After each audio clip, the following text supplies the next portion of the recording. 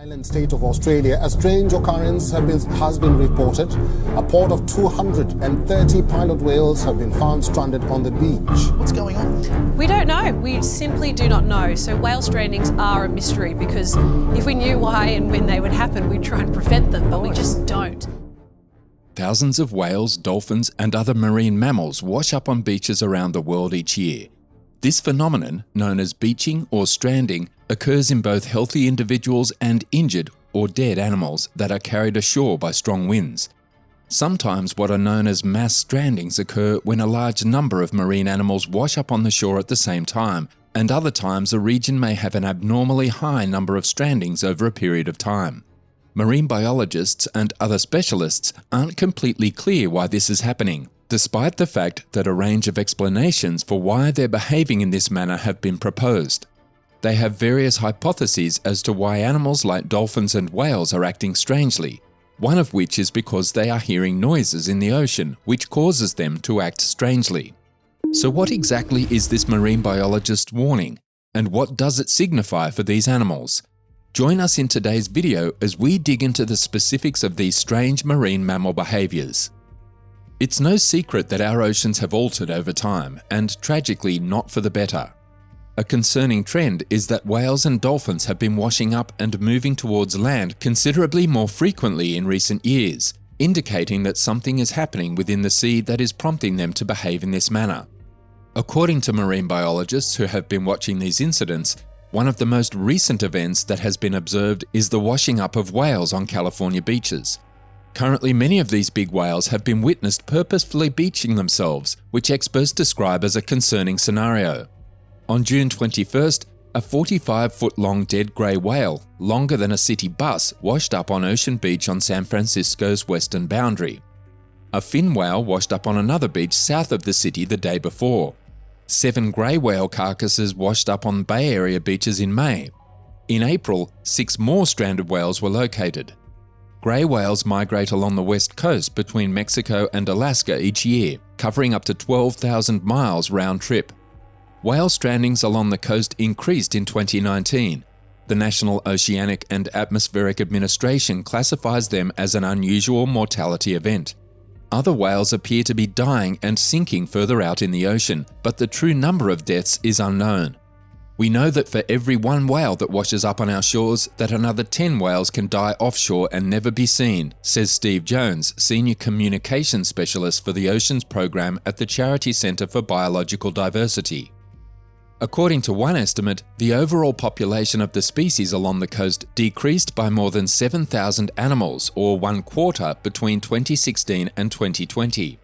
Scientists are still unsure why so many whales are dying, although climate change may be a factor. The waters are warming in the Arctic where they are feeding, says Kathy George, Director of Field Operations and Response at the Marine Mammal Center, a Bay Area non-profit that saves injured marine creatures. With warming waters, you're not going to have as productive waters, so the quantity and quality of the food that they eat in the Arctic has not been as high in recent years. The whales have been starting these migrations not as healthy as they have in years past. The whales have also begun to take strange detours on their journey. While they usually don't eat while traveling, gorging themselves in the Arctic and then making it to Mexico without eating, they've begun to stop in the Bay Area to eat more. According to research conducted in Mexico, many whales are now skinnier than they should be. They may be more vulnerable to human-caused impacts when they are malnourished, she explains. It has not been possible to determine the cause of death for all the whales that have landed on California beaches this year, although several were certainly hit by ships, possibly when they were eating close to shore. Solving the climate change side of the problem will take time. The Arctic has been rising 3 times faster than the rest of the planet. But preventing ships from colliding with whales is very straightforward. Science supports a really easy solution, says Jones, and that's mandatory speed limits. The Center for Biological Diversity petitioned the National Marine Fisheries Service in April for a required 10-knot speed limit for large ships in whale habitat to safeguard other species, including the endangered blue whale. When a ship is traveling at that pace, whales have a better chance of swimming away from it. The non-profit, which sued the government earlier this year for failing to meet Endangered Species Act requirements, also claims that shipping routes should be changed, and ships travelling north and south along the coast should move farther offshore to avoid areas where whales are most likely to be found. While speed limits are still voluntary, corporations that transport goods by cargo ship may increase influence on their shipping company to slow down. WhaleSafe, a Southern California project that employs acoustic monitoring to detect whales and warn adjacent ships, offers report cards to show how effectively ships adhere to speed regulations. If more companies use ships that are complying with voluntary speed reductions and getting good report cards, George says, stressing that the Marine Mammal Centre also wants to collect more data about where whales are and how long they stay in the shipping lanes. Some whales are killed when they become entangled in the lengthy ropes tied to crab traps. Joan believes that newer ropeless crab traps could alleviate the problem, but the industry is hesitant to test them in California. They don't want changes to the 19th century technology that they use, he explains. Grey whales have recovered in the past. The species was nearly hunted to extinction by the middle of the 20th century, but recovered after US regulations prohibited whaling. Climate change may now pose a greater threat. Scientists say it's vital to understand what's going on today because grey whales are an adaptable species, and if they're struggling, it's a warning that the entire ocean ecosystem is in peril. Since 1990, the Zoological Society of London's Cetacean Strandings Investigation Programme, CSIP, has recorded over 12,000 stranded cetaceans.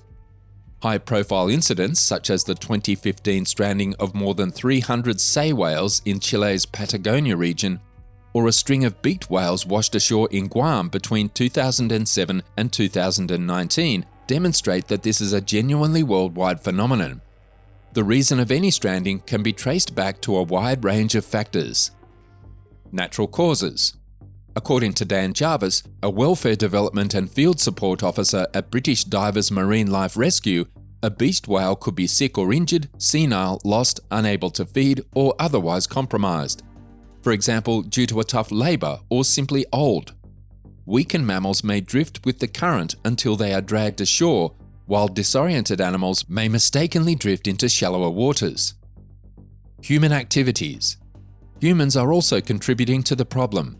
Many of the injuries and eventual deaths caused by strandings are the result of fishing, pollution, ship hits, and other factors. The most common human-made cause of death for cetaceans is entanglement in fishing lines. Researchers blame fishing for the functional extinction of the Baiji dolphin and the predicted extinction of the vaquita. Overfishing also deprives cetaceans of their primary food sources, forcing them to search in coastal or tidal areas. Some causes, such as pollution, are subtle, or chemicals eventually end up in the water, where they cause long-term damage. According to Rob DeVille, project manager at CSIP, there is evidence that unhealthy animals have higher amounts of chemical contaminants than healthy animals. However, causation is difficult to prove. Meanwhile, microplastic pollution in their bodies can injure these creatures by entanglement, ingestion, or contamination. Finally, slow-moving species like North Atlantic right whales are especially vulnerable to being hit by a passing ship. Collisions can result in severe injuries or death and beaching. Noise pollution. Scientists frequently say that whales and dolphins perceive with their ears, mapping out their vast, dark underwater habitat with an amazing sensitivity to sound. For many years, the increasing amount of man-made noise in the ocean has blinded them. Naval boats utilize a particularly damaging source of noise to detect submarines and other objects beneath the surface.